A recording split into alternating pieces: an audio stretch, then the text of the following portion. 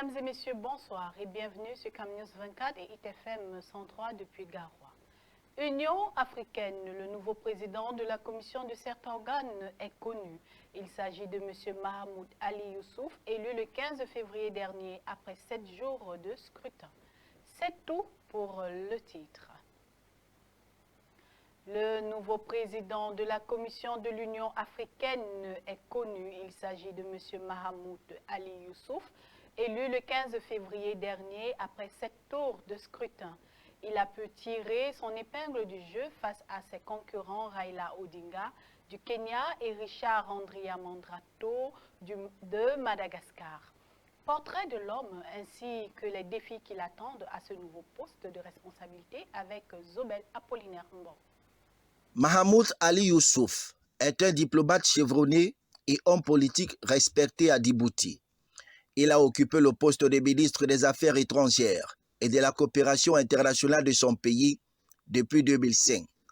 Âgé de 59 ans, Mahamoud Ali Youssouf a remporté l'élection avec un total de 33 voix sur 49 pays votants, devançant ainsi ses challengers Raila Odinga du Kenya et Richard Andriamandrato de Madagascar. Il prendra officiellement fonction en mars 2025 en lieu et place du Malien Moussa Mahamat Faki, qui aura occupé le poste de président de la Commission de l'Union africaine pendant 8 ans. Les défis qui attendent le nouveau président de la Commission de l'Union africaine sont nombreux et variés.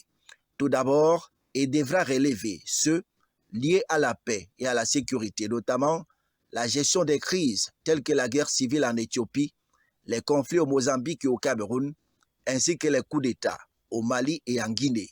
Ensuite, il devra s'attaquer aux défis économiques tels que la promotion de la croissance et du développement économique de l'Afrique, la mise en œuvre de l'agenda 2063 et la réalisation des objectifs de développement durable. Mahamoud Ali Youssouf devra également renforcer la coopération et l'intégration entre les États africains, promouvoir la démocratie et les droits de l'homme, améliorer la gouvernance et la transparence au sein de l'Union africaine.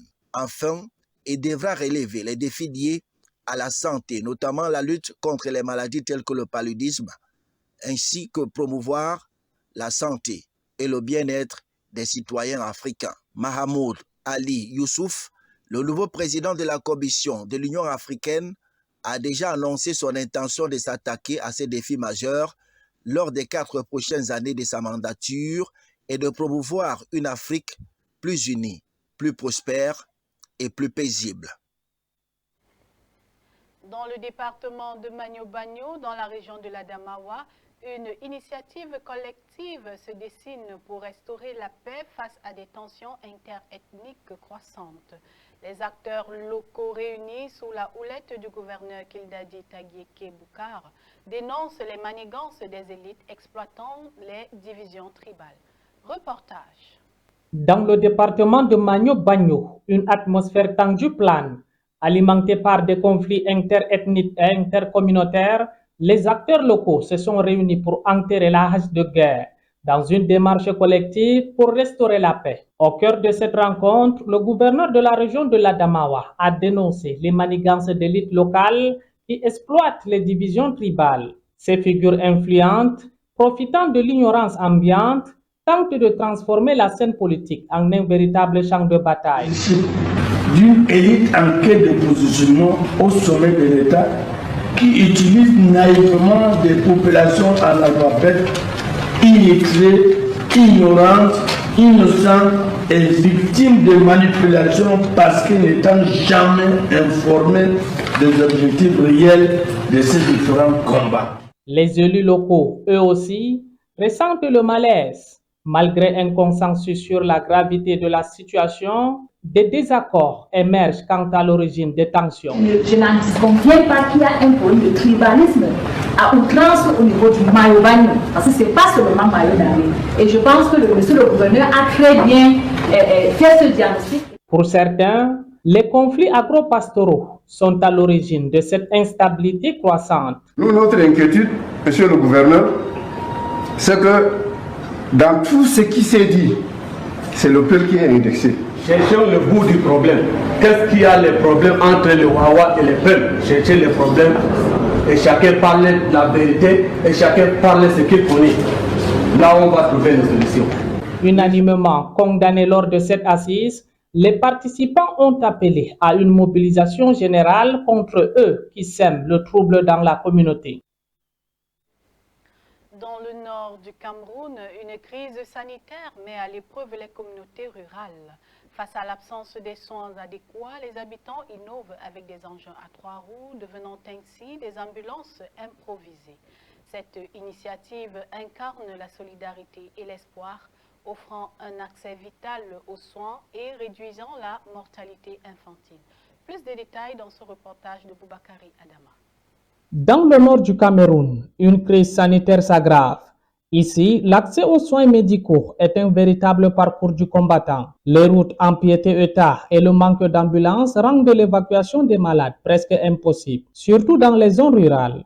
Les conséquences sont tragiques. De nombreux patients, en particulier les femmes enceintes et les enfants, payent le prix fort de cette inaccessibilité. Les complications lors des accouchements deviennent mortelles et les décès dus à un manque de soins ne cessent d'augmenter. Face à cette situation désespérée, les habitants ont décidé de prendre les choses en main. Ils ont trouvé une solution audacieuse, transformer des motos en ambulances à 3 roues. Ces véhicules improvisés sont désormais essentiels pour transporter les malades vers des centres de santé. Depuis l'introduction de ces moto-ambulances, la mortalité infantile a considérablement diminué. Les femmes enceintes peuvent désormais se rendre rapidement à l'hôpital en cas de complications. Pour elles, chaque minute compte. Malgré les risques liés à cette initiative moins sécurisée qu'une ambulance classique, elle offre une réponse rapide et efficace aux urgences médicales. Dans cette localité située dans l'arrondissement de Lagdou, les ambulanciers à 3 roues jouent un rôle crucial dans la vie de la communauté. Leur dévouement et leur disponibilité à toute heure, même dans les moments les plus critiques, sont un véritable témoignage de solidarité et de courage. Ces héros du quotidien n'hésitent pas à braver les intempéries et les routes difficiles pour se rendre auprès des malades, offrant ainsi une lueur d'espoir à ceux qui en ont le plus besoin. Si chaque élite locale faisait don d'une moto-ambulance à sa communauté, l'impact serait monumental. De nombreux villages du Grand Nord Cameroun pourraient ainsi être protégés contre la mortalité infantile et les décès dus à un manque cruel de moyens. Cette initiative n'est pas seulement une question de transport, c'est aussi un symbole d'espoir et de solidarité.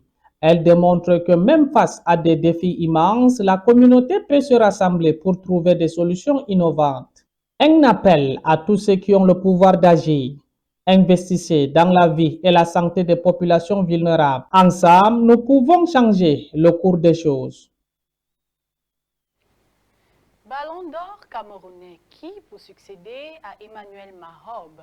La cérémonie de distinction du Ballon d'or camerounais se tiendra le 28 février prochain au Palais de Congrès de Yaoundé. L'annonce est faite par la FECAFOOT qui dans un communiqué. Le dit événement va primer les meilleurs joueurs en Elite One et Guinness Super League. Les détails avec Aline Dida et Michel Atiba.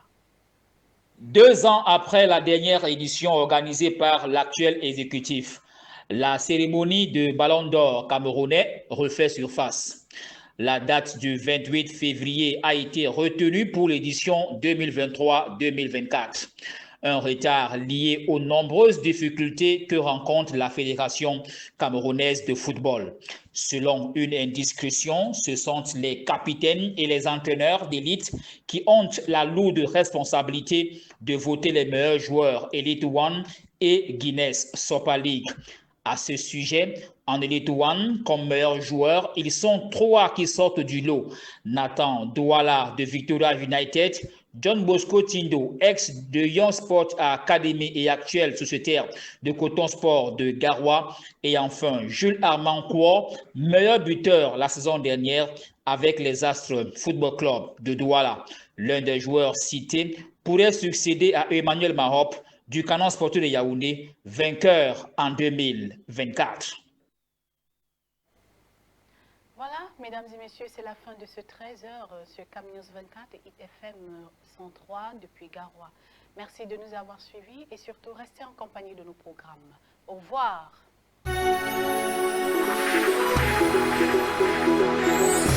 Thank you.